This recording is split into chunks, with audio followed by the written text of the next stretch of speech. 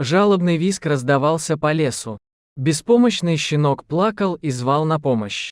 Бывший хозяин, не желающий заниматься вопросом поиска нового дома для своего нежданного пополнения, нашел самый простой и легкий способ избавиться от него, выбросил щенка подальше и забыл о нем навсегда. Тем самым обрекая щенка на долгую и мучительную смерть от голода или стать легкой добычей для какого-нибудь хищника. Глупый щенок еще не понимал этого, в голове маленького существа не укладывалось, как это хозяин мог просто выкинуть его как ненужную вещь. Ведь у него только одна жизнь, и ее не получится начать сначала, и никогда больше он не вернется в этот мир, так и не успев толком с ним познакомиться. Не понимая всей опасности, нависшей над ним, щенок жалобно и пронзительно скулил, иногда срываясь на вой. Где-то там, далеко в деревне, сейчас на привязи плачет его безутешная мать, обнаружив пропажу своего детеныша. Но что человеку до этих страданий? Ведь животные, для большинства из нас, это бездумные существа, которые не способны ни мыслить, ни чувствовать. Волчица прошла уже не 1 километр в поисках пропитания для себя и своих подрастающих волчат. Пищи в лесу много, но чтобы ее добыть, нужно хорошенько постараться. Волки с самого детства привычны к далеким переходам. Возможно, именно это и закаляет их характер, делая привычными к любым трудностям. Волчица подняла морду, втягивая запахи и отыскивая среди них те, что могут быть ей полезны. Вдруг до чуткого слуха хищницы донесся тоненький плач, похожий на тот, что иногда издают ее собственные волчата. Однако, это точно был не волчонок. Материнское сердце не позволило волчице пройти мимо. И она, оставив поиск еды, отправилась на звуки жалобных страданий. Совсем скоро она почувствовала и запах того, кто так отчаянно кричал о своем несчастье. Это была собака. Да, пускай еще и совсем крохотная, но собака.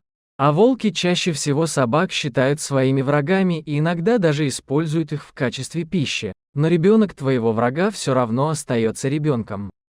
Волчица буквально в считанные минуты смогла отыскать брошенного щенка в густых зарослях. Тот, увидев приближающегося хищника, обрадовался, радостно завиляв хвостом и стараясь неуклюже подпрыгивать на месте. Он даже не понимал, что найди его какой-нибудь другой волк или рысь, жизнь его, скорее всего, тут бы и остановилась. Волчица обнюхала уткнувшегося в нее щенка, словно раздумывая, что с ним делать. Она абсолютно не разделяла той радости, которую сейчас демонстрировал этот пушистый комочек. Что с ним делать? Как поступить? Кажется, эти вопросы сейчас читались в глазах хищницы. Одно мощное движение челюстями могло бы сразу и навсегда решить эту проблему. Однако, перед глазами матери стояли ее собственные волчата, которые точно так же радовались ее возвращению. Но стая никогда не примет чужака, и это тоже было для нее предельно ясно. И тогда волчица приняла единственное верное решение. За окном еще только начало светлеть, когда старый егерь Степан Петрович открыл глаза. Хорошо в тайге, благодать, только здесь можно побыть наедине со своими мыслями, вспомнить прошлое и подумать о будущем. Гоняя эти тяжелые мысли, егерь вдруг услышал, как под дверью сторожки кто-то топчется. «Может быть, рысь пришла?» – подумал он, тихо поднимаясь со своей лежанки и натягивая сапоги на босую ногу. В дверь кто-то настойчиво начал скрести. «Эй, кто там? А ну не шути!» – специально громко сказал егерь, в надежде отпугнуть незваного гостя. А сам тем временем взял карабин в руки. Но после непродолжительной паузы кто-то снова начал толкать входную дверь. Взяв карабин в боевое положение, егерь передернул затвор и медленно толкнул дверь. Та со скрипом отворилась, и Степан Петрович увидел на пороге крохотного щенка. «Ао, а как?» – невольно вырвалось удивление. Старик опустил ружье и, выйдя на крыльцо, огляделся. Не мог же этот кроха, сам тут неизвестно откуда взяться. И действительно, совсем скоро Степан Петрович встретился взглядом со взрослой крупной волчицей. Она смотрела на него с другого конца опушки, словно стараясь понять, примет ли человек ее дар. Егерь заулыбался. «Не забыла, помнит, значит. Перед глазами тут же всплыла картина, как когда-то, будучи на несколько лет моложе, наткнулся в тайге на беспомощного волчонка. Горько и надрывно он плакал тогда, оглашая тайгу своими страданиями. Как волчонок остался один в лесу и куда подевалась его мать, навсегда останется тайной для егеря. Но не смог он тогда пройти мимо чужого несчастья и оставить брошенного волчонка на произвол судьбы. Именно в этой сторожке и прошли его первые дни жизни. Степан Петрович бесшумно рассмеялся, вспоминая, как крохотная волчица старалась напугать его, показывая свои зубки и делая страшные глаза. Долго лесной житель привыкал к человеку, но привыкнув не забыл.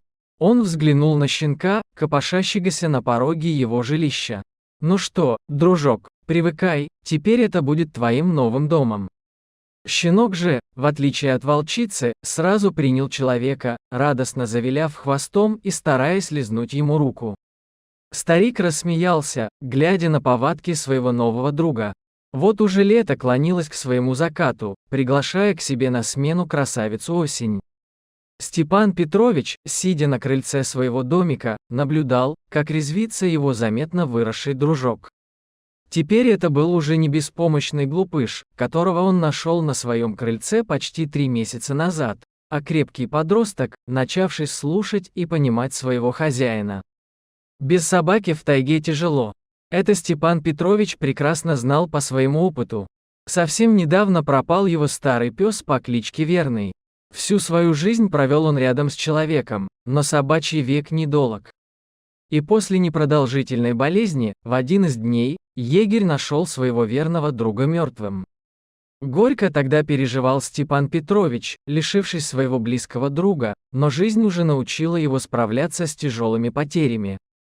И вот, теперь на смену верному пришел новый друг и помощник. Что получится из этого щенка с умными глазками, егерь еще толком не знал. Но то, что добро и сострадание есть и в мире животных, Степан Петрович это знал точно. Он вспоминал и благодарил свою серую волчицу за бережно принесенный и оставленный ею этот живой подарок. Дорогие зрители, если вам понравилось это видео, то ставьте лайк и подписывайтесь на наш канал. До свидания.